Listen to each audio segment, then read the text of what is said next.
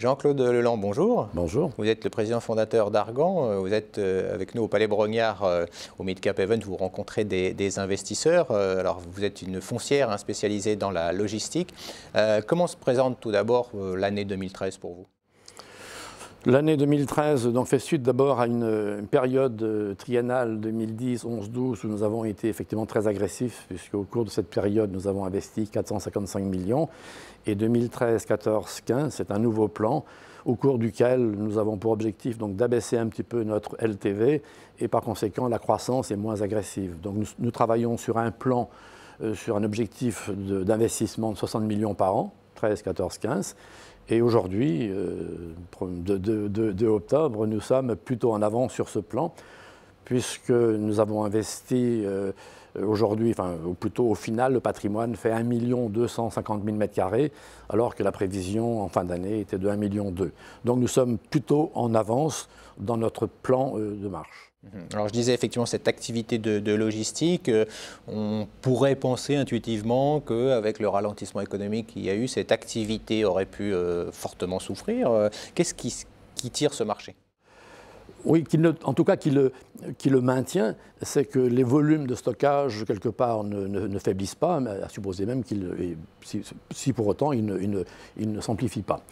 Et donc les opérateurs, qu'ils soient chargeurs, c'est-à-dire industriels propriétaires de la marchandise ou logisticiens opérant pour le compte des industriels, recherchent à améliorer leur compte d'exploitation, donc veulent rationaliser leur compte d'exploitation. Et donc dans la supply chain, dans laquelle le transport, je dirais, est le maillon le plus coûteux, va faire en sorte que on va rechercher comment dire, une implantation qui soit adéquate vis-à-vis donc du transport, d'une part, et d'autre part, les opérateurs cherchent à massifier toujours pour remplir les camions et surtout au départ. Il y a certaines entreprises, certains opérateurs, tels que FM Logistique par exemple, voire Norbert d'Entresang, qui font du pooling, c'est-à-dire qu'ils ont des entrepôts géants dans lesquels ils ont donc plusieurs clients.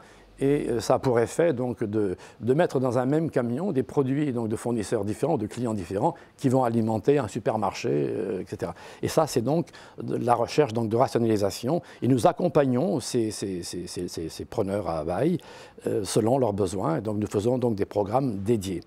Donc ce n'est pas de la croissance, c'est de la rationalisation.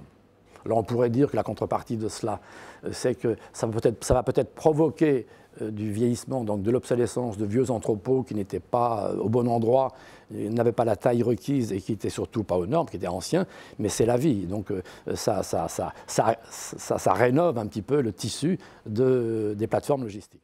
Est-ce qu'il y a justement plus d'investissement sur ces plateformes aujourd'hui? Est-ce que ça change?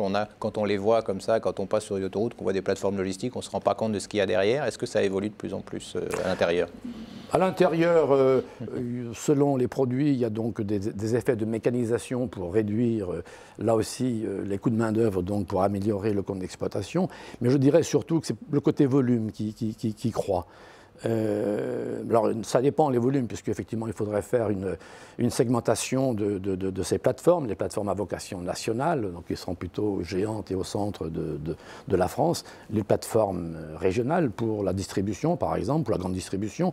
Et donc, tout ce maillage-là, quelque part, est toujours sous tension, de manière à rechercher une meilleure performance. C'est ce qui fait que, même à défaut de volume, il y a du mouvement. Qu'est-ce qu'on peut dire sur la partie rentabilité, les rendements de ces plateformes, de votre point de vue, comment ça évolue? Alors, il est vrai que c'est un métier dans lequel l'offre de plateformes est plutôt abondante par rapport au volume, par rapport à la demande, mais néanmoins, pour les raisons que je viens d'évoquer, il y a de la rotation parce que les plateformes existantes ne sont pas toujours au bon calibre et au bon endroit.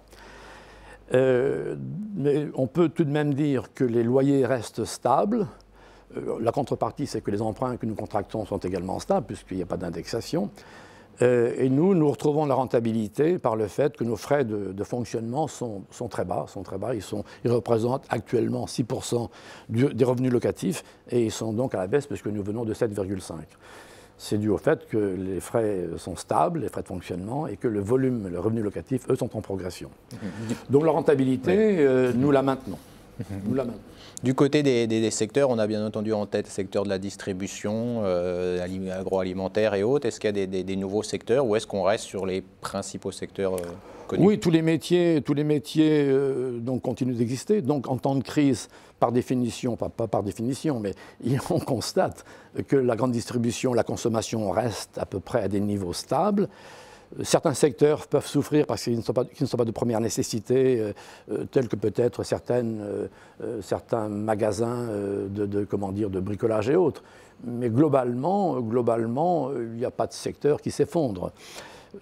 De manière très surprenante, le tissu, donc le fashion, qui est un secteur très concurrentiel, il se maintient. Nous avons donc parmi nos clients des enseignes bien connues. La pharmacie, effectivement, qui autrefois avait des marges plus confortables, ont légèrement souffert, mais pour autant c'est un secteur qui se rationalise également et donc qui prend à bail de nouvelles plateformes également. Donc pas de scoop. On pourrait dire, alors du côté des perspectives, que vous avez une bonne visibilité compte tenu de ce parc justement installé et des projets que vous avez? Oui, notre objectif, c'est donc de faire grossir la boule de neige. Tout à l'heure, je vous le disais, à raison de 60 millions d'investissements par an, qu'il faut donc minorer des arbitrages, puisque nous avons pour vocation également à arbitrer, de manière à garder un portefeuille récent. Arbitrer également en fonction des fluctuations du marché, c'est-à-dire que si on pense qu'une plateforme n'a pas de pertinence à être à tel endroit, eh bien on arbitre. Donc c'est la rénovation du parc. Et donc nous représentons sur le marché 3,5% en France. Et à ce niveau-là, il y a encore de l'élasticité, donc à nous d'être plus agressifs, d'être plus performants que nos confrères. Il faut grossir, en termes de taille, effectivement, il y a besoin ou la croissance, ce que vous faites en ce moment suffit, ou est-ce qu'il faut accélérer? Je dirais qu'en matière donc de taille, il faut avoir une taille critique de telle sorte qu'à un moment donné, on ait à l'intérieur de l'entreprise toutes les compétences. Bon, ça, nous l'avons, les compétences de gestion financière, de développement, de gestion locative. Au-delà de cela, effectivement, il y a des économies d'échelle. Tout à l'heure, je vous le disais, nos frais de fonctionnement baissent parce qu'effectivement, ils restent stables et le volume croît. Donc, économie d'échelle. Et surtout, il est important donc d'avoir une taille critique parce que de telle sorte qu'un actif donné, dans la population du portefeuille, ne représente en valeur relative qu'une faible part. Ça, c'est très important. Si vous avez un seul actif et qu'il va à la catastrophe, qu'il va au flop, c'est 100%. Si c'est 1 sur 100, ce n'est qu'1%. Voilà, donc pour cette raison-là, il est important donc d'avoir de la croissance, d'avoir du volume. Et le succès appelle le succès, puisque très souvent, notre développement est généré par le développement de nos propres locataires. Donc plus on a donc de nouveaux locataires de qualité, et plus ça va tirer la spirale dans le bon sens. Merci d'avoir fait le point avec nous, Jean-Claude Land. Donc, je rappelle, vous êtes le président fondateur de la société Argan. OK, merci.